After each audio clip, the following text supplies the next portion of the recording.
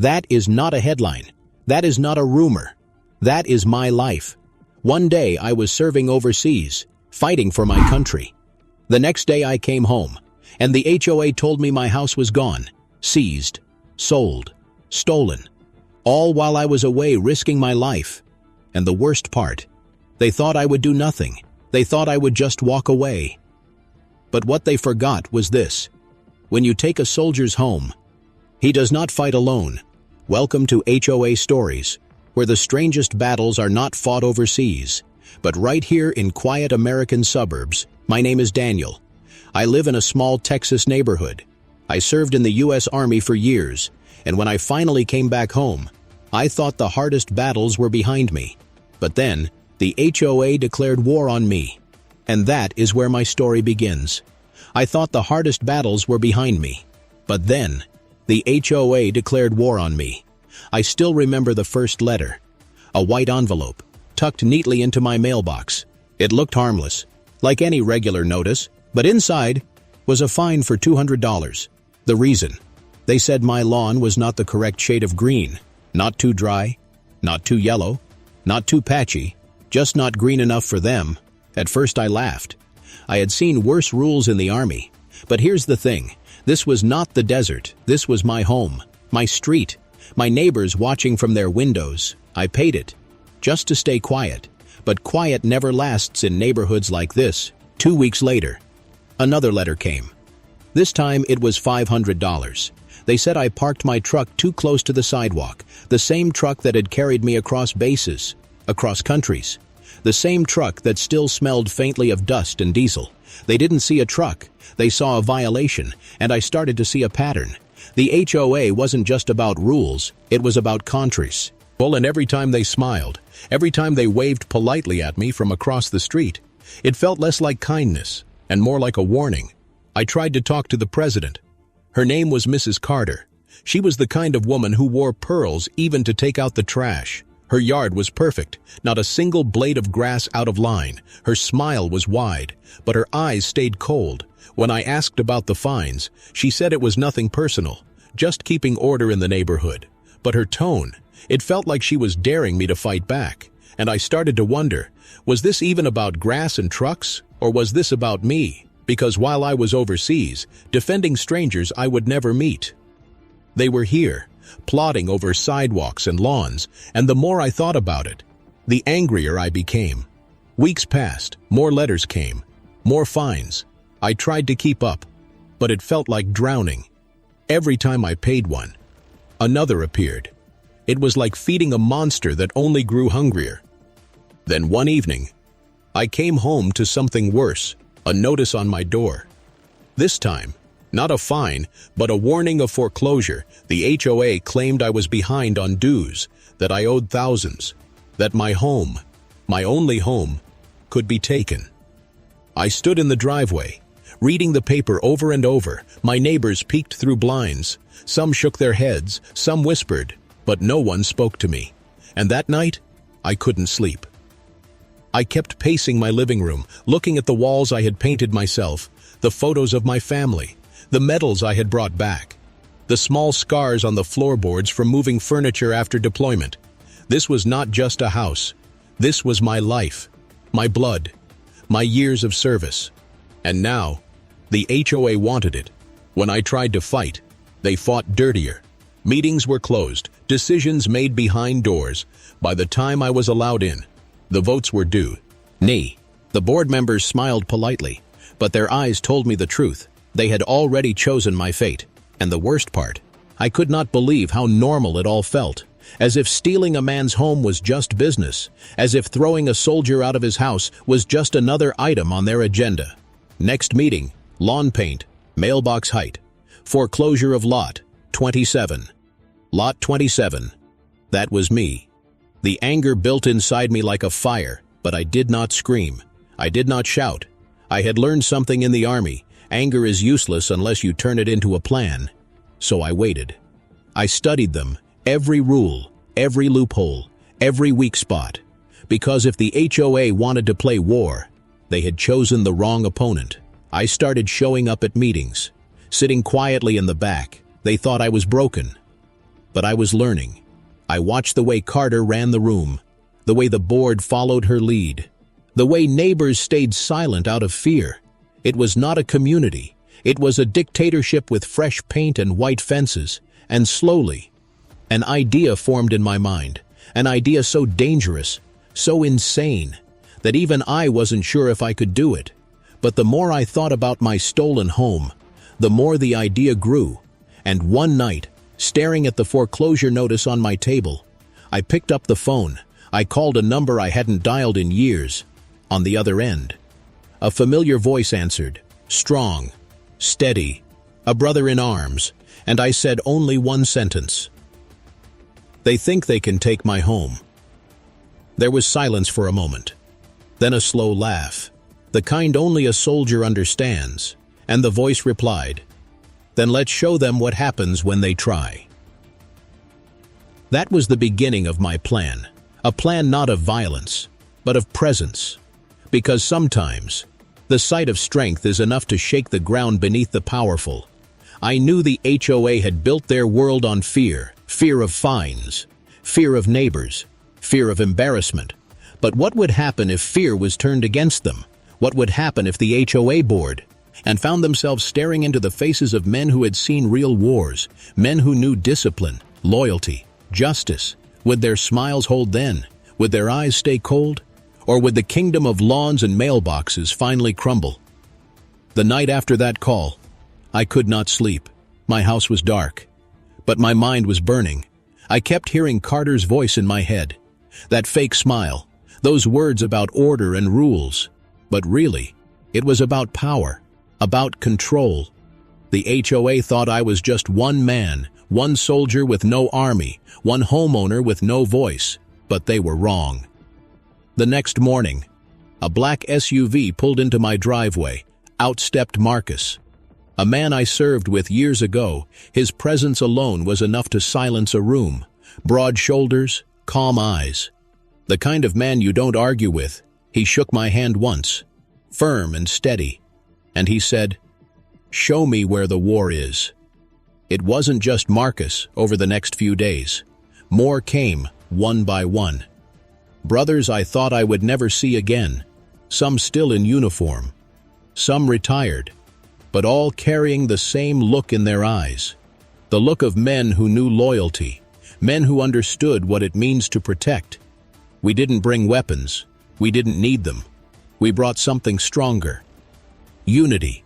When we gathered at my kitchen table, the air felt heavier, coffee cups in front of us, foreclosure notice spread wide on the table.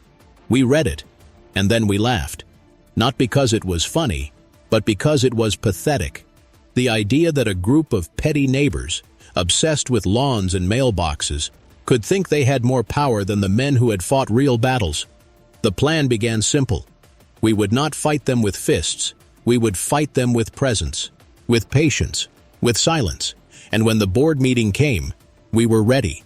The HOA clubhouse was small, a cheap room with beige walls, folding chairs, and a podium that Carter treated like a throne. She always stood tall there, looking down on everyone, reminding them of their place. That night, I walked in first, and behind me, 6 men followed, big, strong, calm, silent. The neighbors gasped, the board members shifted nervously, and Carter, for the first time, lost her smile. We didn't speak, we didn't shout, we just sat in the front row, folding our arms, staring straight ahead. The meeting began, but the energy was gone. Carter's voice cracked as she read her notes. She tried to act normal, but her hands trembled as she flipped her papers. Every time her eyes met ours, she looked away. We were not violent, we didn't even raise our voices, but the weight of our presence was enough. The room that once echoed with Carter's control now echoed with silence.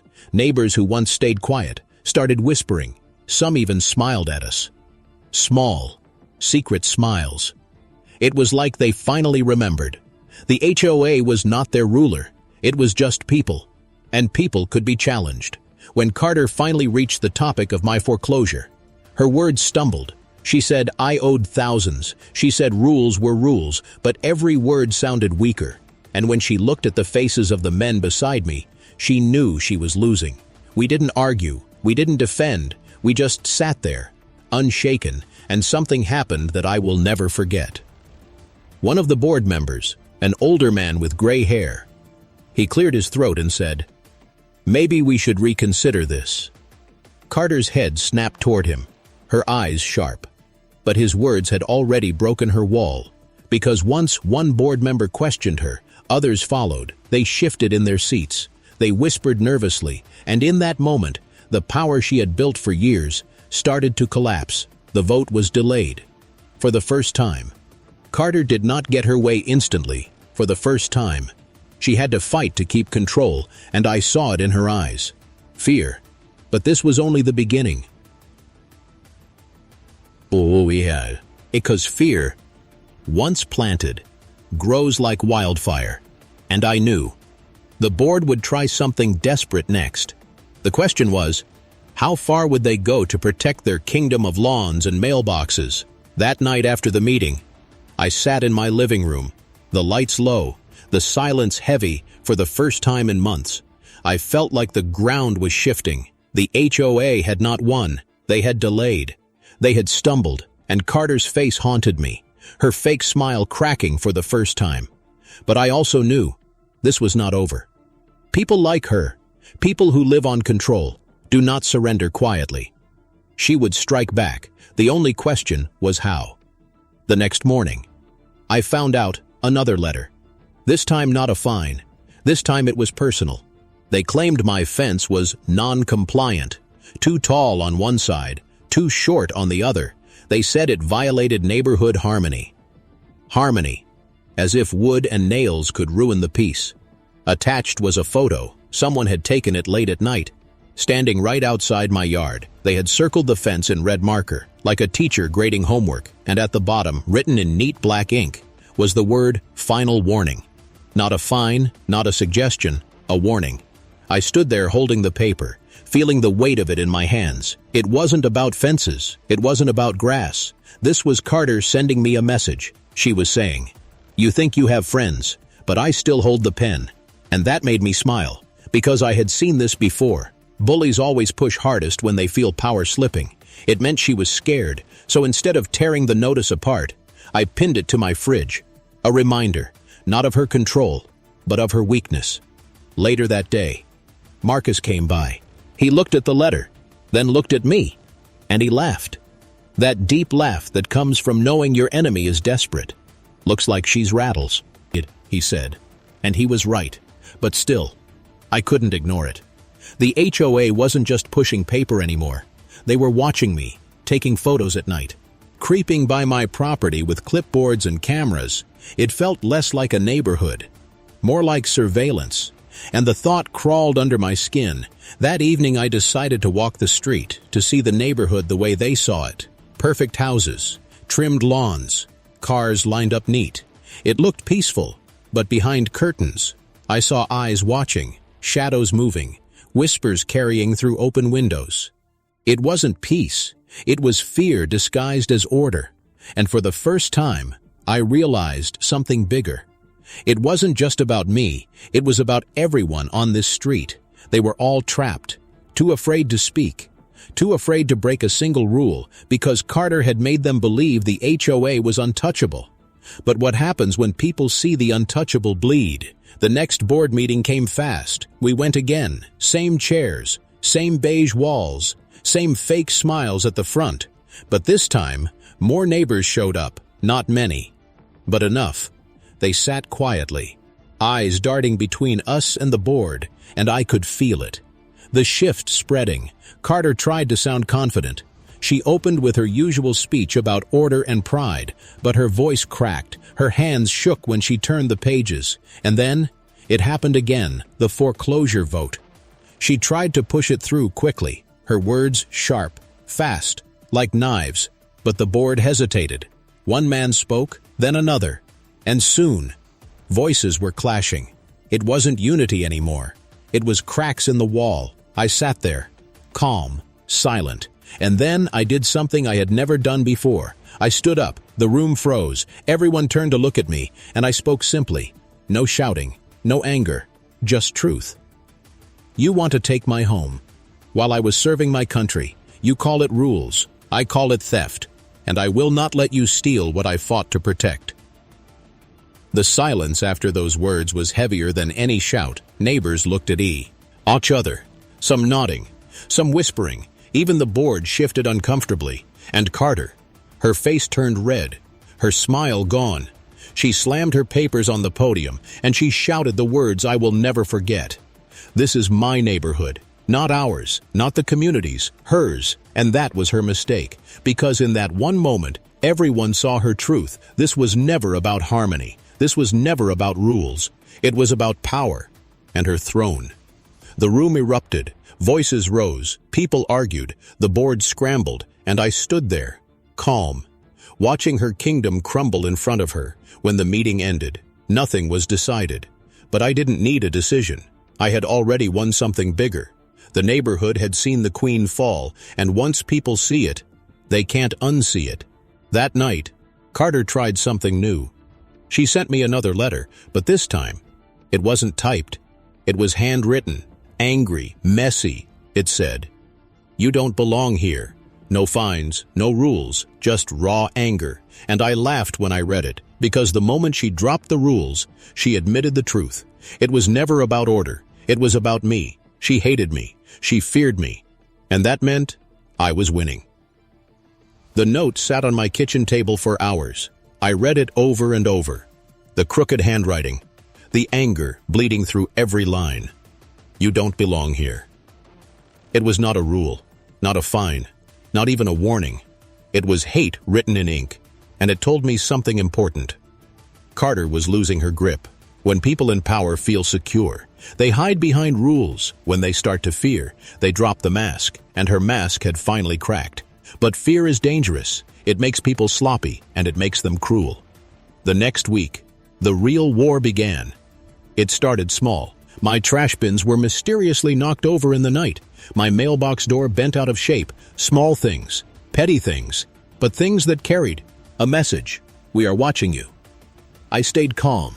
I didn't react, because sometimes silence is the sharpest weapon. Every time I fixed something, every time I cleaned up, I smiled, and I knew it drove her mad. But then, it escalated. One afternoon, I came home to find a bright orange notice stapled to my front door. Not a fine, not a letter, but a notice of eviction. According to the paper, I had been officially removed from the neighborhood. The board had voted unanimously. They claimed I had violated too many rules. They claimed I was a danger to community peace.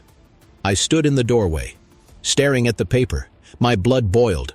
But I didn't rip it down. I let it hang there, because I wanted every neighbor who walked by to see the absurdity, and they did. Within an hour, whispers spread.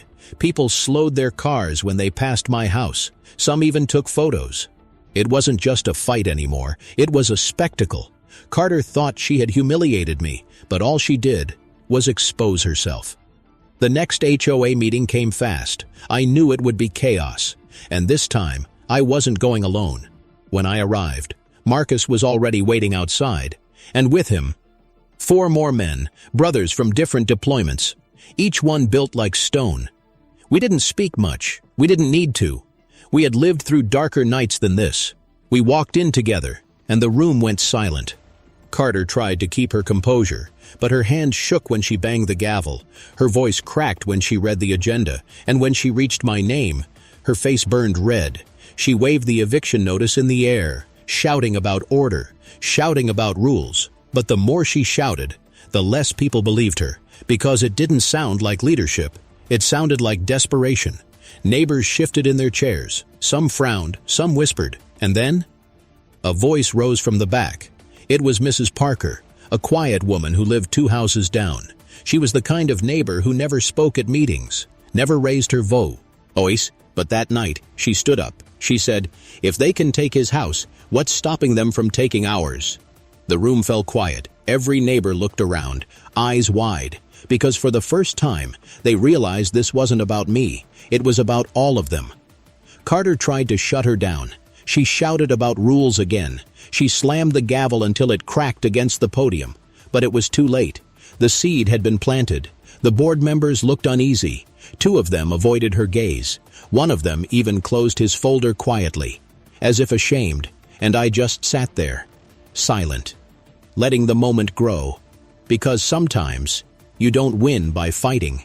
You win by letting your enemy destroy themselves.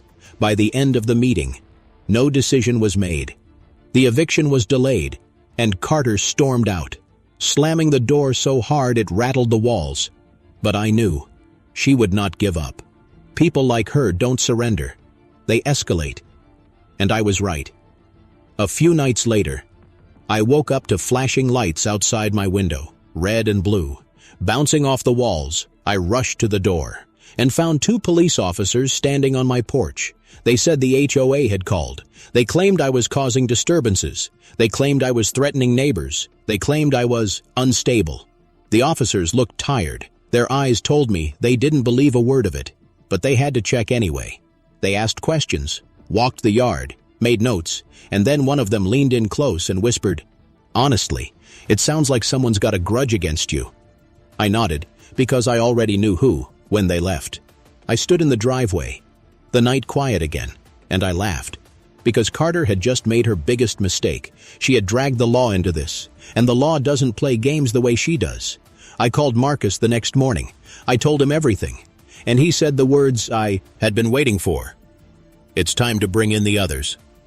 And he did. By the end of the week, more men arrived, some in uniform, some in plain clothes. But all of them carried the same weight, the weight of men who had seen war, men who understood what justice looks like. We didn't threaten. We didn't touch a single rule. We simply existed, right in front of her kingdom. And that was enough to shake it. Neighbors started talking more. They began questioning fines. They stopped being afraid to ask why. It was like the spell was breaking. The neighborhood felt different after that night with the police. The flashing lights had left a scar on the street, like a warning burned into the pavement. But it wasn't me who looked weak anymore. It was Carter. The neighbors whispered louder now. Some nodded at me when I passed. Some even smiled. The kind of smile that said, "We see what's happening." And Carter, she knew it too. That made her dangerous, because when power begins to slip, the desperate cling harder, and Carter was desperate. The following week, I received an envelope thicker than usual. It wasn't just a fine, it was a lawsuit. The HOA was suing me for disrupting the community, for creating fear among residents, for tarnishing the reputation of the board. The irony made me laugh out loud. The woman who had stalked my fence, vandalized my mailbox, called the police with lies. Now she was accusing me of creating fear, but lawsuits are no joke. I sat at my table, the papers spread in front of me, and for the first time, I felt the weight of exhaustion. How long could this go on? How long before the system itself swallowed me whole? Marcus saw the look on my face. He leaned across the table, his voice steady. "You've fought bigger wars than this." He was right. This wasn't just about me anymore. It was about every neighbor who had ever been silenced, every fine paid out of fear, every family who had swallowed injustice because they thought they had no choice. And so, I made a decision. If Carter wanted a war, would give her one, but it would not be fought with fists or anger. It would be fought with truth. The next board meeting was different from all the others. The room was packed. Neighbors filled every chair. Some stood against the walls. Others peered through the open door. Word had spread about the lawsuit, about the police, about Carter's desperation. And people were curious. They wanted to see the cracks for themselves. Carter sat at the front, pearls around her neck, her papers stacked like weapons. Her smile was tight, her eyes sharp, but I could see it, the fear hiding beneath her skin. She began with her usual speech about rules and harmony, but the words fell flat. No one clapped, no one nodded. Then it was my turn. I stood, slow, steady. I held up the lawsuit papers, the eviction notice, the fines, the photos of my fence. I laid them all on the podium one by one, each page landing with a thud that echoed through the silent room. And then I spoke. I went overseas to fight for this country. I faced danger so that people back home could live free. But when I came back, I found out freedom doesn't always live on the battlefield. Sometimes it dies in our own neighborhoods. Sometimes it dies in the hands of people who call themselves leaders. but act like tyrants. The room was silent. Not a cough, not a whisper. Even the board members froze. I pointed to the papers. These are not rules. These are chains, not just for me, but for every single person who lives here. Neighbors shifted in their seats, heads nodded, whispers rose, and then I said the words that broke everything open. She said this is her neighborhood, but tell me, whose neighborhood is it really? The crowd erupted, voices shouting, some angry, some supportive, but all alive. The silence that Carter had ruled with for years was gone. Carter banged her gavel. She shouted for order. Her voice cracked, desperate, but no one listened. And then, something unexpected happened. A neighbor stood up, a man I barely knew. He said, "I paid a fine last year because my kid left a bike on the lawn. I didn't fight it, but I knew it wasn't fair." Another neighbor spoke. "I had to repaint my door 3 times because she didn't like the color." And then another, and another. Stories poured out like a flood. Years of quiet suffering, now shouted out loud. The board looked terrified. They weren't in control anymore. The people were. Carter's face turned red. Her hand shook as she tried to shout them down, but the voices drowned her out. Her throne was sinking in real time, and I just stood there, silent, because this wasn't my victory alone. It was the neighborhood's. But I knew. Carter wouldn't stop here. She was cornered now, and cornered people strike hardest that night. As I walked back to my house, I found something waiting on my porch. Another note, this time only 3 words, scratched in angry handwriting. "Watch your back." No fines, no rules, just pure threat. And for the first time, I wondered how far she would go.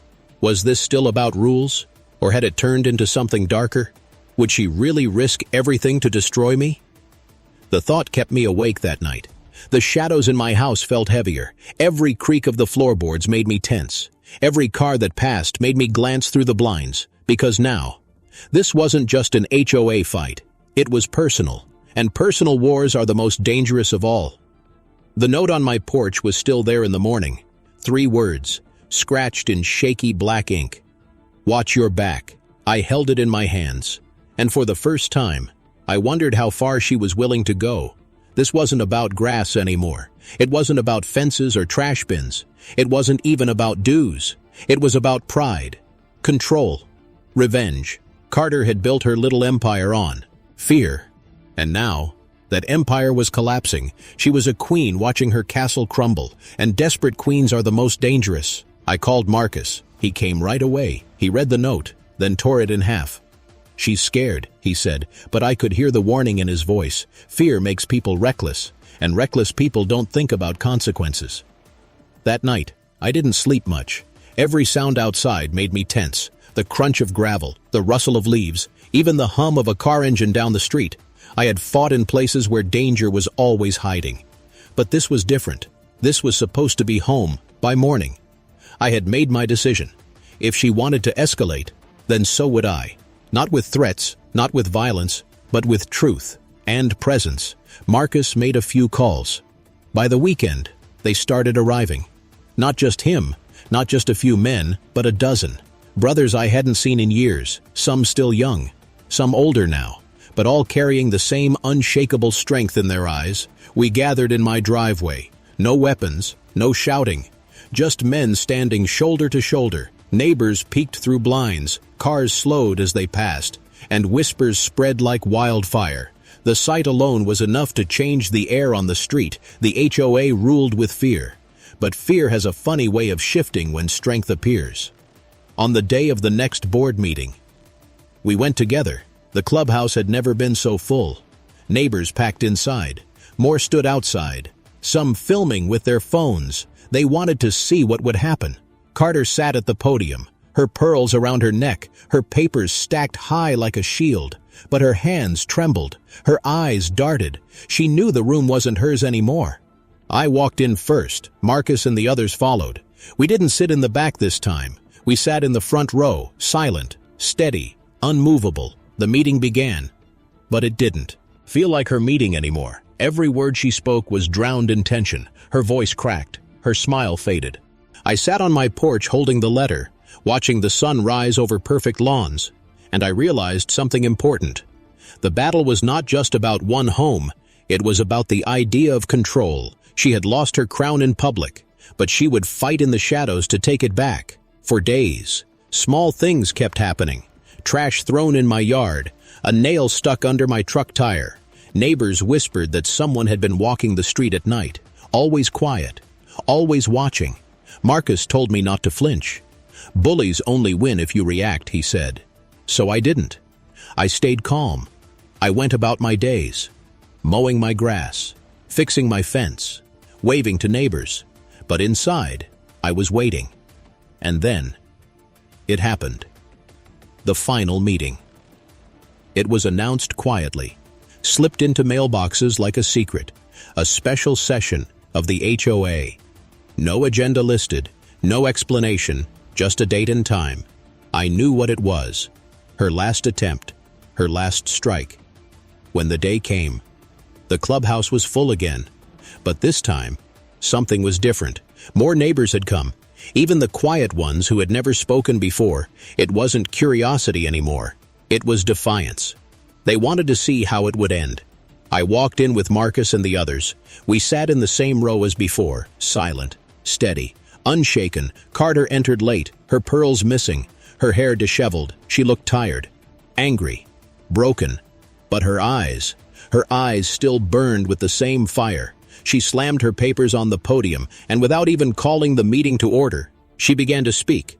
She shouted about order. She shouted about chaos. She pointed at me, accusing me of destroying the neighborhood. She said I was a threat, a danger, a disgrace. Her voice cracked, but she kept shouting. Spit flew from her lips. Her face turned red. Her hands shook as she banged the gavel again and again. The board sat frozen. The neighbors sat stunned. But no one stood with her. Not this time. And then, I rose. I walked slowly to the podium. I didn't shout. I didn't wave my arms. I simply stood beside her, letting the silence fill the room. And then I spoke. You say this is your neighborhood, but every person in this room knows the truth. It doesn't belong to you. It belongs to them.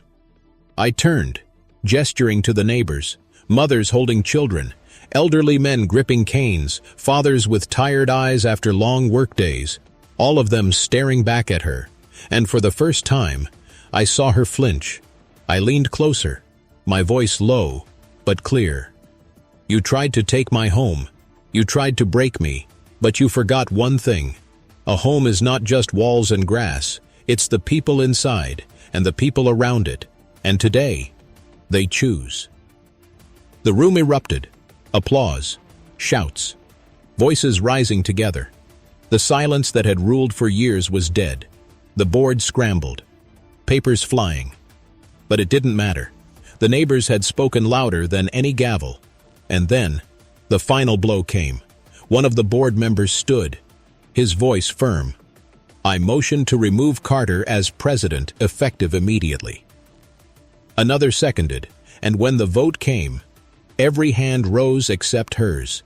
It was over. Carter stood frozen, her mouth open, her eyes wide. Her papers slipped from her hands and scattered across the floor. She tried to speak, but no words came. The queen had fallen. She stormed out of the room, slamming the door behind her, and in that silence, the neighborhood felt free for the first time in years. I didn't celebrate. I didn't gloat. I simply sat back down because I knew the real victory wasn't mine. It was theirs. The neighbors who had finally found their voices. The people who had realized they didn't have to bow to fear. In the days that followed, things changed. Fines were reduced. Rules were reviewed. The board opened its doors to real discussion. And slowly, the neighborhood became what it was always meant to be. A community, not a kingdom. As for Carter, she vanished. Her house went dark, and for the first time, she looked small. When she reached my name on the agenda, she tried to sound strong. She spoke of rules. She spoke of dues. She spoke of protecting the neighborhood, but her words felt empty. The neighbors didn't clap. The board didn't nod. Even her closest allies shifted uncomfortably in their seats. That's when I stood. I didn't raise my voice. I didn't wave my arms. I simply stood tall and let the silence fill the room. And then I spoke. You say this is about rules, but what rules allow you to steal a man's home while he's serving his country? What rules allow you to stalk his property, send threats, call the police with lies? The room was silent. Every eye on me, even the cameras from phones capturing every word. I gestured to the men beside me. These men fought for this country. They fought so people like you could live safe, free, and you think you can take away the very thing we fought for, our homes. Gasps spread through the room. Neighbors whispered loudly now. Some even clapped. The silence that had once protected Carter was gone. She slammed her gavel. She shouted for order. Her voice rose higher and higher, desperate, panicked. "This is my neighborhood," she screamed again. But this time, no one listened. A board member stood and spoke. "I didn't sign up for this." Another followed. "This isn't about order anymore." And in that moment, the cracks became collapse. The vote came next, but it wasn't the vote Carter wanted. For years, she had controlled every outcome. But now, with the eyes of the neighborhood watching, with phones recording, with soldiers in the room, the board turned on her. The foreclosure was reversed, the lawsuit withdrawn, and for the first time, the HOA president's power was stripped away right in front of everyone. She sat there frozen, her face pale, her smile gone, her papers useless, her peace unsucceeded. Earls heavy around her neck. She had lost, but I knew. This wasn't the end, because people like Carter don't just disappear, they burn with resentment, even in defeat. After the meeting ended, neighbors crowded me. Some thanked me. Some told me their own stories, stories of unfair fines, of threats, of fear, and I realized this was bigger than me. This was bigger than one house. This was about every person who had ever been crushed by a system meant to protect them, every neighbor who had been too scared to speak, as the crowd thinned. I caught Carter staring at me from across the room. Her eyes were dark, unblinking. She didn't speak. She didn't smile. She just stared.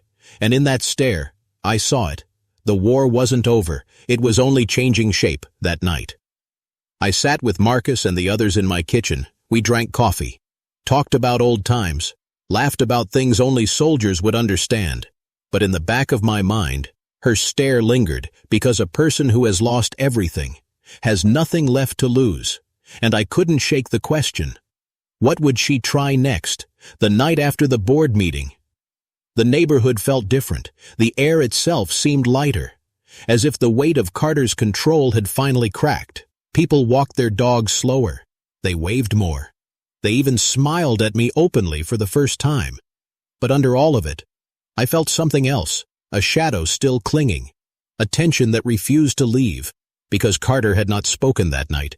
She had not defended herself. She had not begged. She had only sat there, pale and shaking, staring at me with those cold eyes. And when someone like her goes silent, you don't relax, you prepare the next morning. I found another envelope in my mailbox, not an official notice, not even a typed letter, just a folded piece of paper with messy handwriting. You think this is over, but it's all. Isn't no signature, no proof, but I didn't need it. I knew exactly who had written it. Her car disappeared. Some said she moved away. Others whispered she was planning revenge elsewhere. I didn't care, because here, her reign was done. I still sit on my porch sometimes, sipping coffee, watching the sun rise over the lawns. The grass still grows uneven, the fences still lean, but it feels real now, imperfect, but free. And every time a neighbor waves, every time a child rides a bike across a lawn without fear of a fine, I smile because I know this small war mattered. I fought for freedom overseas, but in the end, my hardest fight was right here in suburbia, against a woman with pearls and a clipboard, against a system that forgot what community really means, and I won. But the truth is, I didn't win alone. The neighborhood won, and that's the part of the story I will never forget. And now I want to ask you, if your HOA president lost everything in front of the entire neighborhood, would you forgive them and move on? Or would you make sure they could never come back?